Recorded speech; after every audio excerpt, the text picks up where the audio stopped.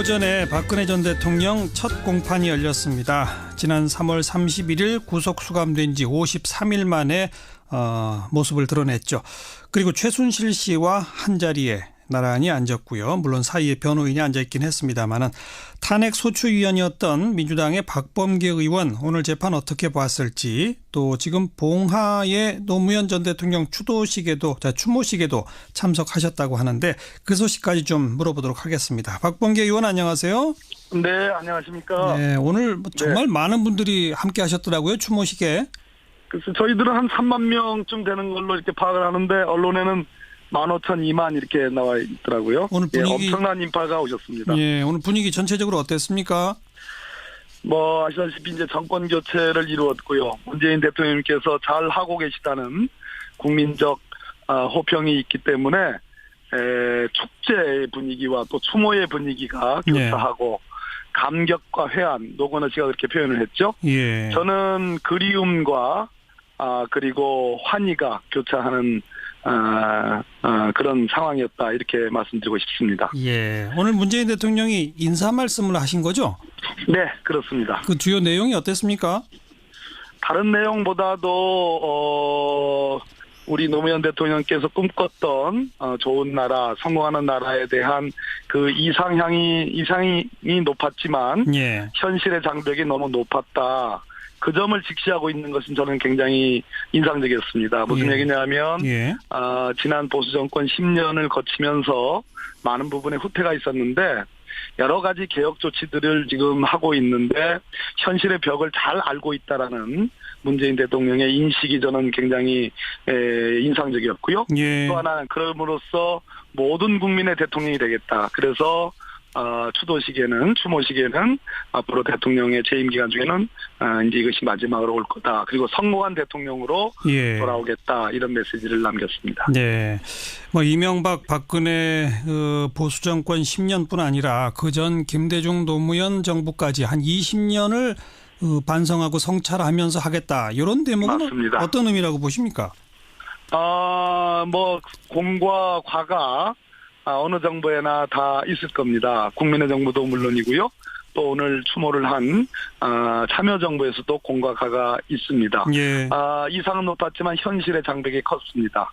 그 뒤에 이명박 정부 4대강 사업으로 대표되는 엄청난 예산 낭비가 있었고요. 박근혜 정부는 말할 수 없는 국정농단이 있었습니다. 이런 속에서 모든 문제점을 누구보다도 잘 알고 있기 때문에 정말 성공하는 정부, 모든 국민의 대통령이 되는 정부, 그렇게 가겠다라는 약속이라고 저는 생각합니다. 네. 자, 추모식 이야기는 그 정도 하고, 오늘 박 전 대통령의 첫 재판, 이 첫 재판은 주로 뭘 하는 자리입니까? 공판 준비기라는 것이 한 2차례 있었고요. 그건 지나갔죠. 재판을 위한 준비고, 오늘은 이제 첫 재판이고, 말 그대로 검사가 박근혜 전 대통령을 기소한 이유들을 개괄적으로 설명을 하고요.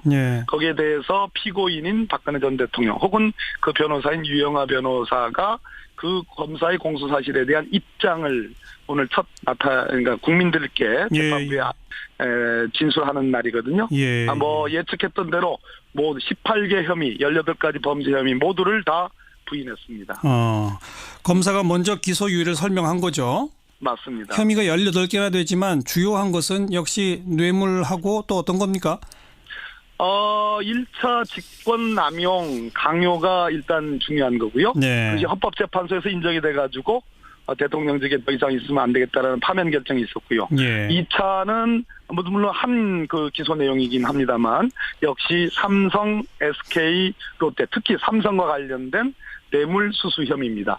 총 뇌물 액수는 약 592억, 실제 뇌물 액수는 367, 8억. 큰 사건입니다. 최순실 씨나 박근혜 전 대통령 측 모두 다 이 두 사람 재판 따로 받게 해달라고 했었죠? 네. 그 따로 받게 해달라고 한 이유는 우선 뭘까요? 박근혜 전 대통령 입장에서 보는 것이 좋을 것 같은데요.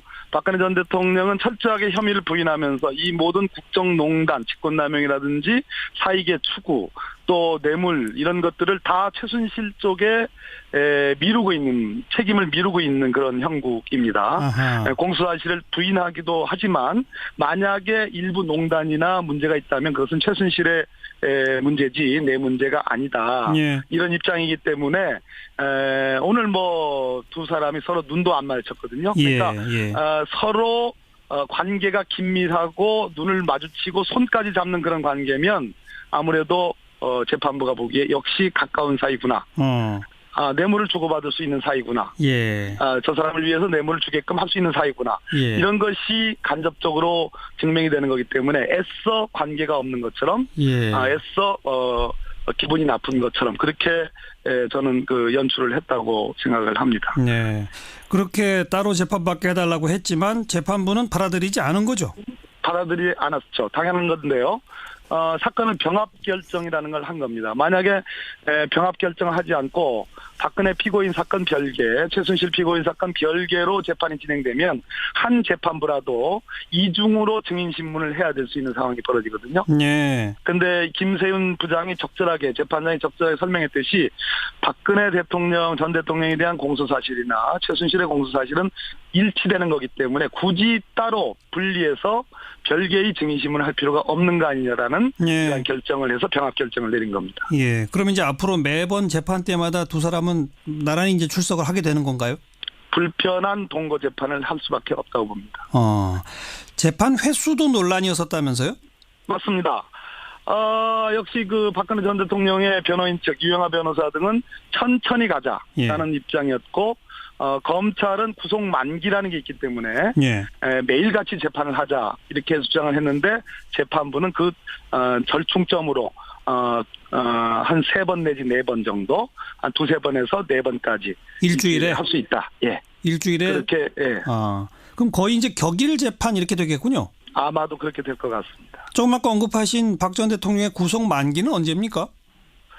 제가 만기를 따져봐야 될 것 같은데요. 6개월 내 재판을 마쳐야 되니까 그래도 꽤 남겨져 있습니다만은 지금 구속 시점과 이걸 따져봐야 되겠습니다. 네, 재판은 상당히 그 여러 차례 하게 되겠죠. 워낙 다투고 있는 그 혐의가 많아서. 재판 기록만 해도, 수사 기록만 해도 엄청난 분량이기 때문에 여기에 등장하는 증인들까지 포함하면 아주 정말 우리 현대사에서 보기 어려운 그러한 큰 재판이 되겠습니다. 네, 박 전 대통령 측 변호인단의 기본 전략은 뭡니까? 다 부인하면서 어떤 전략을 쓰는 겁니까? 아까도 말씀드렸듯이 크게 직권남용, 대통령이 권력을 남용해서 민간인, 사인 최순실에게 부당한 이익을 줬다라는 그런 직권남용 부분하고요. 다른 한 측면은 삼성을 비롯한 여러 두 개의 기업들에 대한 뇌물수수 부분인데요. 이 두 개를 나눌 겁니다, 일단은. 그래서 전자 부분은 철저하게 최순실의 책임으로 농단 쪽으로 몰고 갈 가능성이 있고요. 후자 부분은 예를 들어서 이재용 삼성전자 부회장으로부터 직접적인 부정한 청탁의 말을 내가 들은 바가 없다라고 주장할 겁니다. 근데 요 부분은 삼성하고도 이해관계가 박근혜 전 대통령하고 일치하는데요. 문제는 삼성의 실무자들이 청와대의 실무자들이 삼성 쪽에 요구를 해서 삼성이 당면하고 있는 애로사항들, 다른 기업도 마찬가지입니다. 그러한 애로사항을 미리 청취하고 확인한 뒤에 대통령이 알아서 삼성 이재용 부회장 삼성 측에 경영권 승계 등을 포함한 여러 가지 애로사항들을 해결해주고 그 해결해주는 것을 인식하고 구체적으로 준다, 감사하다, 고맙다, 부탁한다 이러한 명시적인 진술이 없다 하더라도 그러한 상황을 인식하고 최순실의 딸 정유라 등을 포함한 이러한 어떤 이익을 줬다고 한다면 이것은 우리 판례가 인정하는 소위 묵시적인 승인, 알겠습니다. 양해에 해당하기 때문에 범죄 성립이 가능합니다. 이 부분이 가장 큰 쟁점이 되겠습니다. 아마도 이재용 부회장도 증인으로 나올 가능성이 크겠군요. 대단히 필수 코스입니다. 네, 뇌물죄까지 인정된다면 최소 형량이 굉장히 많죠. 하도 많은 말씀을 그동안 드렸기 때문에 그렇습니다만 무기징역 혹은 뭐 유기징역을 하면 뭐 수십 년, 제가 예전에도 말씀드렸죠. 그런데 그 중에서 최종적으로 유죄가 인정되면 어느 정도의 형을 정해서 선고할 건지는 아직 좀 뭐 미리 말씀드리기는 조금 시기상조라고 생각합니다. 네, 여기까지 고맙습니다. 네, 감사합니다. 민주당 박범계 의원이었습니다.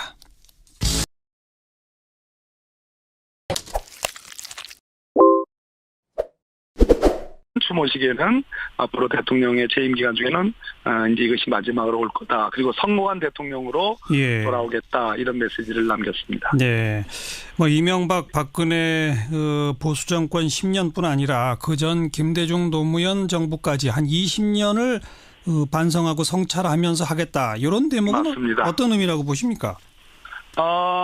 뭐 공과 과가 어느 정부에나 다 있을 겁니다. 국민의 정부도 물론이고요.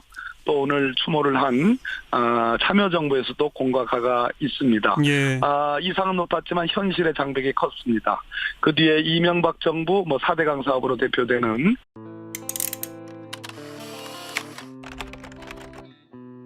오늘 오전에 박근혜 전 대통령 첫 공판이 열렸습니다. 지난 3월 31일 구속 수감된 지 53일 만에 모습을 드러냈죠.